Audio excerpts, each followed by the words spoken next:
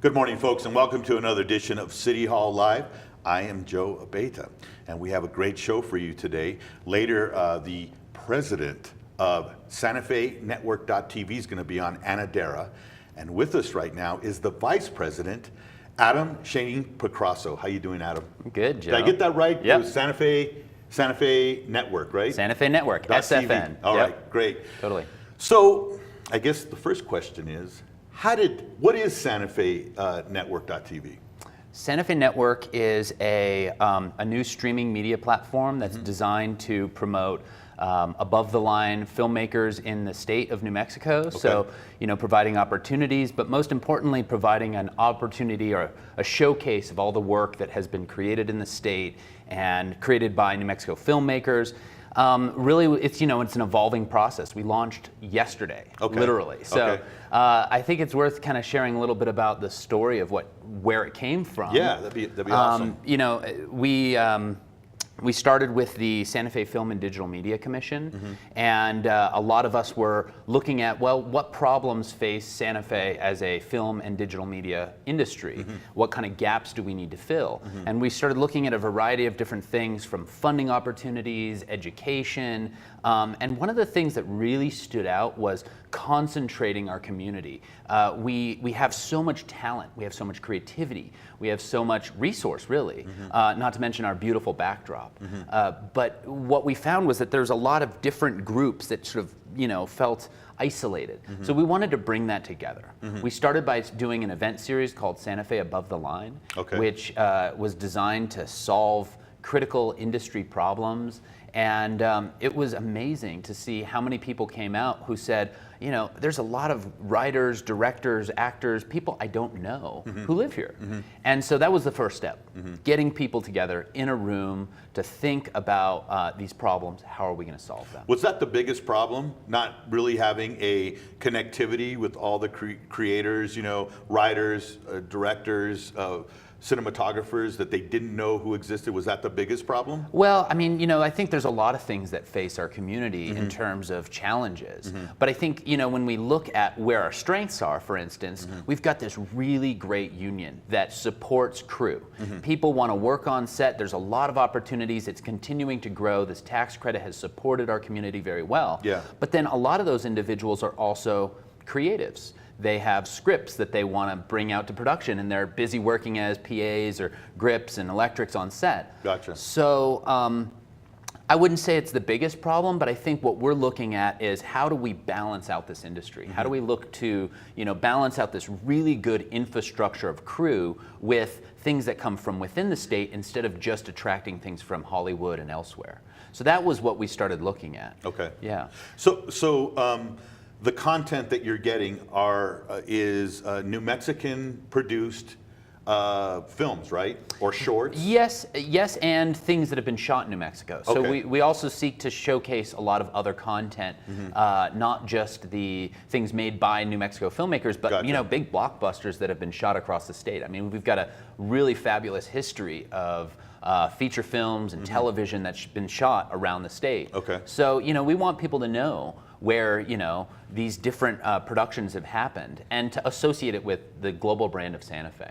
So we had this Above the Line event, and one of the things that came out of that was, we need to create distribution opportunities. There's a lot of filmmakers who have work sitting in archives, or kind of collecting digital dust, if you will, on YouTube, not getting the views that they should be getting. So part of this idea was, we need to get audience to see and recognize Santa Fe as a global brand. And have a central place for them to go to, Exactly. right? Because in YouTube, you go to YouTube and it's it's big like ocean. a giant flea market, Yeah, right, exactly, of stuff, and right. you don't know what to watch, Exactly. right? Okay. So here we are curating that, looking to create, genres or categories, and really even drive to the surface some of the featured content, some of those things that really deserve a little bit more attention, because, say, something's happening in town, it's seasonal, it's, peak season in tourism, the markets are happening. How do we drive more eyeballs to the media components of those pillars of our community?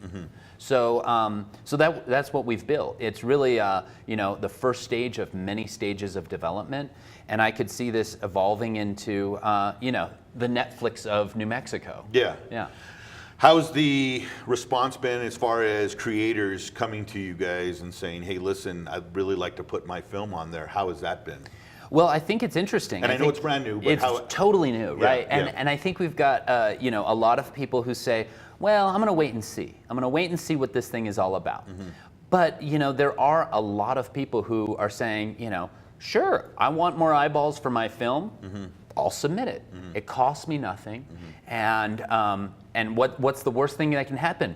It gets a lot of views, right? That's great. Let's see that happen. Or maybe it doesn't get views, but it still doesn't hurt. And so, we have received a lot of stuff from filmmakers, but more importantly, our partner content has really stood out as the initial kickoff where we have these organizations like, Santa Fe Opera, for instance, who stepped forward and said, we want to be a partner in this. We're working on media components, and they have this great episodic series that they're working on, which tells the story of what goes into creating an opera for summer of 2017. And that's live now on Santa Fe Network. It launched yesterday with the launch of the network, and it's great. And that kind of partner content is exactly what we're looking for. It's a robust representation of our community, not just through individual filmmakers, but some of those other businesses and nonprofits. And that's something that's interesting, going to the Santa Fe Opera and even taking a tour there. I mean, they have a huge shop, right, of building facades, all these types of sets and everything. It's pretty amazing. And what a great way of people that have lived here, 5 years, 10 years, 20 years, really didn't want to think, the Santa Fe Opera, that's not me. I'm not that type of person. But it allows them to see, hey, listen, opera is just more than the singing part. There's a lot of production and preparation for these things. And here's the opportunity to see the behind the scenes of how that goes, how it gets made, right? Absolutely. It's really a phenomenal process. It showcases something that's really the story beneath it. And that helps to bring people into this idea of when you see something happening on stage, when you see a big market like Folk Art Market happening, up on the hill, there's so much that goes into that. We want to know that story. It helps us connect. And it helps us understand the importance of all of the artisans, in the case of the opera, all of the hard work that goes into building sets, as you said. And, it humanizes it. It makes it feel like, it's approachable. I get it. Yeah. Okay, so we have some filmmakers watching right now, hopefully, and they, they say, hey, I'd really like to put my film on. Do you guys have a set of guidelines of what's submitted? I mean, I know there might be some folks out there that might have a licensed song that Van Halen or whatever, I don't know, why Van Halen popped in, but something like that. These need to be pretty much set up on the back end as well, that these are ready to go and be placed for public viewing, right? They have to be set, produced correctly, and have everything signed off, right? Yeah, and I'll let Darrah, when she comes on later, talk a little bit about the submission process and what we're looking for. But I'll say this, that we are looking to filmmakers to be responsible and to be considerate of story. And as much as this is about making sure that you have all of your license agreements, model releases, the important thing really is story. And when I think about what we're doing now and where we're going in the long term, today it might mean that we've got a robust creative community here. We've got a lot of interesting stories. Not all those stories have really beautiful, cameras and production value and budget to accompany it. But if it's a good story, we want to see it. And that's the most important criteria. Everything else, we expect it to be buttoned up with, licensing and everything else. But, I think if there was one thing I would say is, quality is important, but story is even more important. Story is more important. That's awesome. That's great. So, what is, when you guys put this together, let's go back to the origin part of it. So how did this all come together? You had your meeting. You had the above the line. The above the line thing. Yeah. And then how did the concept go on to what it is today, which is the network? Right. So the Film Commission, Santa Fe Film and Digital Media Commission, started with saying, let's have an event to get people together in a room. The above the line event was a huge turnout. I think we had 60 or 70 people at the initial meeting. And this is people from around the city and even around the state who are working casting, actors, directors, producers, all of those kinds of folks. Gotcha. And they said, yeah, distribution's important. Okay. Having an opportunity to showcase work is important. So we went back to the Film Commission and said, all right, what are we going to do? How do we address this? And there was already an idea forming with what's called a working group. So the Film Commission's format is really cool. It's been working out very well. We have these monthly meetings where we get together and talk about issues facing our community, what we're going to do to solve those issues. But really, a lot of the work happens in these working groups. Okay. So we say, all right, at the last above the line meeting, distribution stood out as something that needs to be addressed. Let's form a working group. So Lise Lotoff, who is here in town and one of our co-founders as well, said, I'll head up that working group. And he got a group of people together, some commissioners, some community members, and said, let's brainstorm. What do we do? And one of the things that came out of that was, we could start a channel. We could start a network. And he comes from Hollywood, and his background is such that he can see this and say, well, I see an opportunity here where we don't need to overthink it. What can we do today with little to no money, and how can we bring this from an idea into something that people can see and feel? And that's what we've done. I mean, we've spent almost nothing on this except for our time and labor. But at this point, it's a low-cost endeavor, and it's really about the strength and the power of this is in getting all of this beautiful content, all of the support of partners, all the support of our community in one centralized place. Gotcha. And your background too. I know you're not Hollywood, but you're Silicon Valley, right? Sure. Yeah. And I find it interesting. We've talked before about this, but in a nutshell, graduated from Santa Fe High, went to college, moved out to San Francisco, right? Correct. Yeah. You were there during kind of a software, multimedia software total boom of what was going on. As far as editing go, nonlinear editing, Photoshop, just a bunch of multimedia stuff.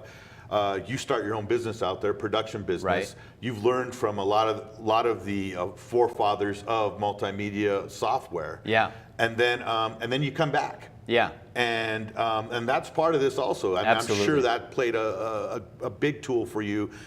You brought a lot to the table with that experience, right? Can you talk a little bit about that? Yeah, I think one of the things that I'm really excited about in this particular project, and I do other things as well. I'm working on my creative agency, doing marketing, video storytelling, and it's one of my passions as well as a filmmaker, as a marketer. But this project in particular really stands out as something that we can do for the community at large. I did 12 years in San Francisco, and it was extremely productive and inspiring, but at no point did I feel rooted. I didn't feel like I could just dig my feet in and do things for the community. Yeah. It was like, get out, do your business, make your money, build your network, and then, I don't know. Some people get into politics, get into other things. Here in Santa Fe, I really feel that connection. I know that we've got a lot of really good diamonds in the rough, if you will. And part of that is cultivating the young filmmakers who were me 15, 20 years ago. I picked up video making at the community college when I was in high school because it was something accessible, but it was not nearly as easy. The platforms to showcase work were not even available yet. Didn't exist. They didn't exist. Yeah. And so those things exist now, but how do we actually promote this community? How do we support our upcoming emerging filmmakers? They don't have to be young. Anybody who's like, I've been a photographer a whole career and I'm starting to make films. How do we support those people to find career opportunities? But not just that, how do we raise the bar for our global brand? Santa Fe is the kind of place where people from all over the country, all over the world know it. They know it for certain reasons. Yeah. They associate it with one thing or another. Yeah. What I know is that we can be and should be associated with storytelling, creativity, and working together as a sort of cultural fusion of ideas. And that's what we've been for hundreds of years. And so I see this as being kind of like the modern day fusion of culture, of media, and it's just a really exciting project. And in the bigger picture, coming from a city worker, this becomes accessible to, say, some other folks living on the East Coast that want to come visit Santa Fe. Santa Fe just named, again, the #2 destination in the United States yesterday, I believe, Wow. which is really awesome. But you see people, this can be also used as an overall marketing tool for Santa Fe as well, right? Bringing in tourism, saying, hey, this film was shot here. I want to go and see exactly where that was shot. It was such a beautiful scene, right? And That's exactly right. And no better than people that live here in New Mexico shooting film here. That's right. To know where the most beautiful places are to shoot and to show and to showcase, correct? That's right. And I think, this doesn't exclude the existing tourism market. Yeah. We can still serve all of those people. Yeah. And it helps to wake up a new market of people who see themselves coming to this place to experience and walk through the sets of some of the most iconic films in our history. Yeah. And also, not just for tourism, it's for young people who are saying, I just graduated college and my instinct says I need to move to LA. Let's change that instinct. Yeah. We had somebody come out to our launch event last night who's an actor who moved from New York to Santa Fe to pursue an acting career. Oh, wow. And I was like, wow, that's weird. Or is it, Yeah. And actually, no, that individual's very forward thinking. They're thinking ahead because they are looking at a market that is emerging, something that's getting out in front. And that's what we are here to do. That's how we're serving this community with this network. Yeah, that's awesome. That's great. Well, I'm excited to see what happens. I know Anna's going to be coming on here for our next segment. But again, they can go to SantaFeNetwork.tv. They could look at it. It is live, folks. It's beautifully designed. I have to say that whoever designed your website, love it. It's a great feel for it. So whoever that is, and you can check it out, and it's free, right, at this time? Everything is free. We've got a mailing list, and we're starting to, promote new events. And if you're a filmmaker making work, there's opportunities that are rolling out. And mainly just keep sending work. Send us questions. I mean, this is a conversation right now, and even though this is something that we have a strong vision for, this is a community-built product. And so, the community out there, all of the filmmaking community, all of the creatives in this town and across the state, we encourage you to be a part of this process. Tell us what we can do better. Help us evolve this thing to serve this state. That's awesome. Yeah. Great. Thanks, Adam, Joe. thank you so much. Appreciate it. Appreciate it. Folks, when we come back, we're going to have the president of the Santa Fe Network, Darrah, so please stay tuned.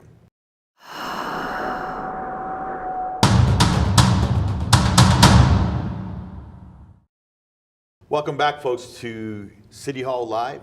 And with us right now, as promised, the president of the new Santa Fe Network. Welcome. How you doing, Darrah? Thank you. I'm very glad to be here, Joe. Thanks for having us. Appreciate it. Appreciate you coming on.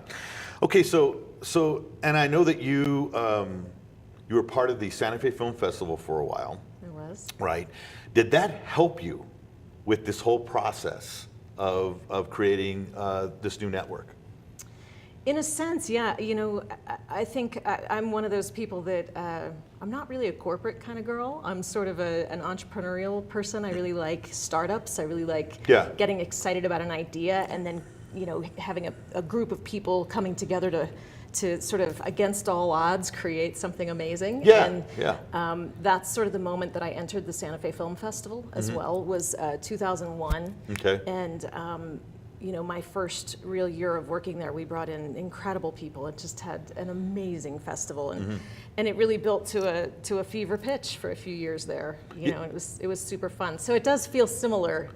The excitement, right? The excitement, and I actually went from there to a startup that's still in existence, the Spiritual Cinema Circle, where a group of 5 people came together, and it was this magical combination of individuals with specific talents that all worked together to build something really beautiful. And that's what we've got again here. And it's one of those moments, Gotcha. Those rare times when the talents come together. And with that group you were talking about, was that where you were kind of in charge of going and searching for films, right? Right, so I went from, with the Santa Fe Film Festival, I was actually doing events and development. So I was building. Which is a huge job. It was a huge job. It was really fun and really crazy. Months and months of building every event and every party and every, honoring of every luminary that was coming through. And it was a great time. With Spiritual Cinema Circle, I was brought in to find the movies. Okay. And I had no idea how to do that, but I had faith that I would figure it out. And over time, I did. I started going to a film festival every month, and a few years later, it became, sort of easier and easier every year to convince people that we were the real thing, and we were going to do good things with their films. So, that was a really interesting process. But I learned distribution step by step. I learned it. I wasn't taught it. I had to figure it all out.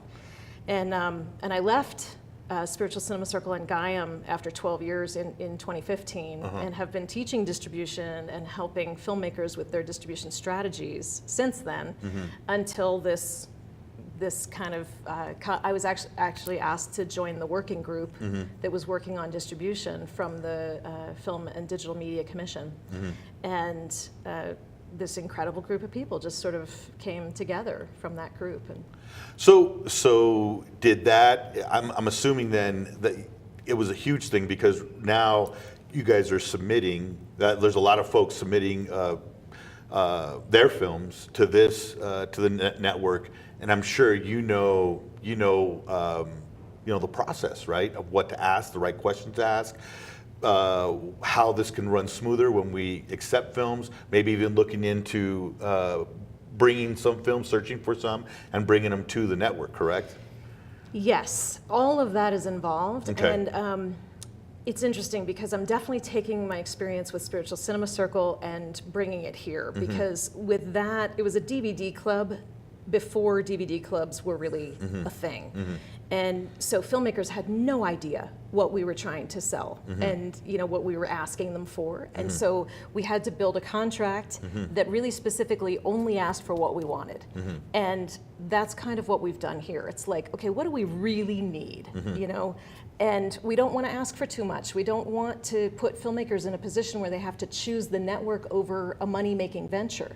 We want them to recognize that what we're doing is bringing eyeballs to their content, and there's a couple of ways to do that. So they don't have to bring their full film to play on the network if their full film is playing someplace else where they're making money from it. We're not asking for them to give us their rights in that way. What we're offering to people in that situation is that they can bring their trailer and the link to watch their full film, and for the viewer to purchase their film. So people come onto our site, they click on the film title, the trailer comes up with its own page, and on that page it has the URL for where to go see the film in full. Okay. So it's a great way to market your films if you're a New Mexico filmmaker with your film on another platform for sale. So, and ultimately, though, I mean, like we were talking about the Santa Fe Opera behind the scenes series that you guys have on there right now. I mean, it's also about having those on there as well, right? I mean, having your own original Santa Fe Network original docuseries or series, correct? I mean, we're really excited about the opera series because it is such a quintessential Santa Fe episodic webisode kind of a series. It's kind of the perfect thing for the network. And we are looking at what else can we build along those lines. Right now we are launching with a film called From Zimbabwe to Santa Fe, which was made about the folk art market. You might know because Christina McCandless, yes, our own producer director here. Filmmaker. Yes, exactly. And we're so excited. And you can watch that film in full on our website right now. And the point with bringing that to the forefront is that the folk art market launches this week. Yeah. So we're saying, hey, eyeballs, hey, audience within New Mexico, this is happening right now. And we'll continue to do that. And every week we'll change up what's premiering on the front page. So we will continue to look for what's happening in town and what stories. We don't want marketing. We're not looking for advertisements for things. We're looking for stories. Like, hey, come on down. We got something going on here. Yeah, we're not doing that. Gotcha. Right. Gotcha. But that's why the behind-the-scenes opera pieces are perfect because they really are story. Yeah. I mean, they're interesting and they're beautifully shot. And it's just the kind of thing we'd like to continue to create on a lot of different levels in Santa Fe. So you have, I'm sure you're getting submissions in. What do you look for? What can you tell the viewers that are watching right now? What do they need to make sure that they have set to go before they they submit this into the Santa Fe network? So we right now are really, we're launching with kind of a very specific thing, which is the highest quality story we can find. So we are looking for things that were shot here. There's a lot of New Mexican filmmakers who made their films in New York or California, and those are great, and there may be a time when we can put those on the network. For now, we're starting with stories that were shot here as much as possible. There's a few music videos that were shot in other places, but generally, we're trying to keep the focus to New Mexico as much as possible for the visual. We're also trying to keep things family-oriented in the beginning. We don't have an adult section yet, or a rated R section. Or so we've been getting some horror submissions for trailers that are kind of terrifying, and we're sort of like, let's not put that on the front page. I didn't know there was like a horror contingent here in Santa Fe, but kidding? I guess there is, in isn't fact, there? there's a zombie movie that begins shooting today. Oh, wow, okay. At SFUAD, so yeah. So, and then I noticed also you have a really nice section of films that were shot in here, and those are trailers, right? Yes. Right, so we want people to realize which blockbusters that they love and have always loved, the iconic ones and the newest ones, Transformers from, not this last one that just opened, but the one before it, and the one before that, and the one before that. The best one of all of them, right, I have to say, it would here. be the first one, right, the one that was shot here, absolutely. Right. Independence Day, both of them, parts 1 and 2. I mean, there's a lot of huge features that people don't realize were shot here. Lots of television series that were shot here that people may or may not be aware of. And Santa Fe is this global brand. We really do feel that people from around the world are going to be looking to this network to see what's happening here, and they're going to go, you're kidding, that film was shot here? Yeah. So we are bringing those trailers on with links to where to watch the film in full. So we're not saying, come to the Santa Fe network to watch Silverado or watch Young Guns, because we don't have the rights to play that film in full, but we will point people to the place where they can watch it. Was there any kind of, when you do something like that, do you have to ask permission to actually put them on there, or is that not as complicated as it sounds? It's not that complicated because YouTube and Vimeo have rights in place. They have terms and agreements from the filmmaking side and the marketing side. So when the studios put trailers onto YouTube and Vimeo, they're saying these are embeddable, these are available for the general public's consumption. We have put our stamp of approval on this trailer and this link, and this is what we know is okay to share. So we're saying, terrific, we're going to share that. And what we're doing is marketing films for them. So we are not asking for specific permissions from studios at this point. We are asking permissions from filmmakers, and even if it's just a trailer that you're sharing, because we want to make sure, we really want to be working with professionals. We want to make sure that people have cleared their music rights. And that's huge in today's world, right? It's huge. Yeah, big it's time. Huge. And we're very light on our feet. We're very flexible. We can remove films and put films up as need be. We don't want to put a film up that has music rights that we find out later should never have been on there. We can remove things quickly if we need to, but we don't want to be in that position. So we're asking people to sign agreements saying, we have the rights, and we also want you to promote our film. Gotcha. So you have the right to use our marketing materials to promote the film. Gotcha. And that's basically all the agreement says. It's a presentation agreement. Okay, so let's look 5 years ahead right now. Okay. Or let's boy. or even a little bit before that. But wouldn't it be great? Wouldn't it be great? And it's absolutely that a young filmmaker is founded here and shows this incredible series or film that they produced, and you put it on there, right? And they become the hot thing, right? This producer. Or this director, filmmaker, whatnot.